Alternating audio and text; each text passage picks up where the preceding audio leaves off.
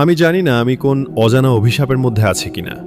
হয়তো আপনিও কখনো না কখনো এমনটা ভেবেছেন, যখন আপনার পকেটে টাকা থাকে না, যখন চাকরির জন্য একের পর এক চেষ্টা করেও ব্যর্থ হন, যখন ব্যবসায় ক্ষতি হতে থাকে, যখন চারপাশের মানুষ আপনাকে অবহেলা করতে শুরু করে, তখন বুকের ভেতর থেকে একটা প্রশ্ন উঠে আসে, আমি কার কি ক্ষতি করেছি? আমি নিজেও একসময় এমনটা ভাবতাম।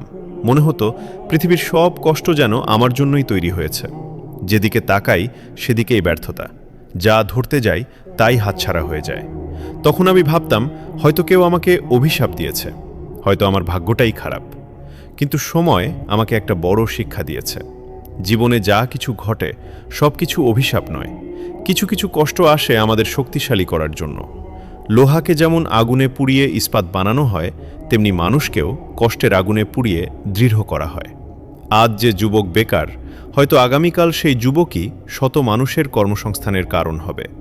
আজ যে ছেলেটা টাকার অভাবে কষ্ট পাচ্ছে, হয়তো কয়েক বছর পর সেই ছেলেটাই নিজের পরিবারের স্বপ্ন পূরণ করবে। সমস্যা হলো, আমরা বর্তমানের অন্ধকার দেখি, কিন্তু আল্লাহ ভবিষ্যতের আলো দেখেন।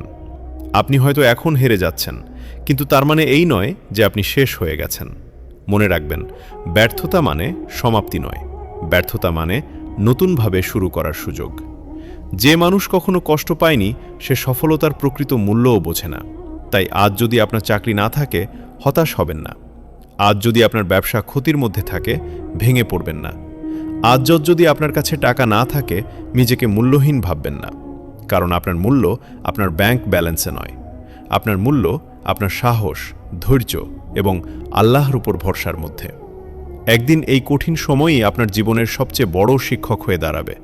একদিন আপনি পিছনে ফিরে তাকিয়ে বলবেন, আলহামদুলিল্লাহ, সেদিন আমি হেরে যাইনি বলে আজ আমি এখানে দাঁড়িয়ে আছি।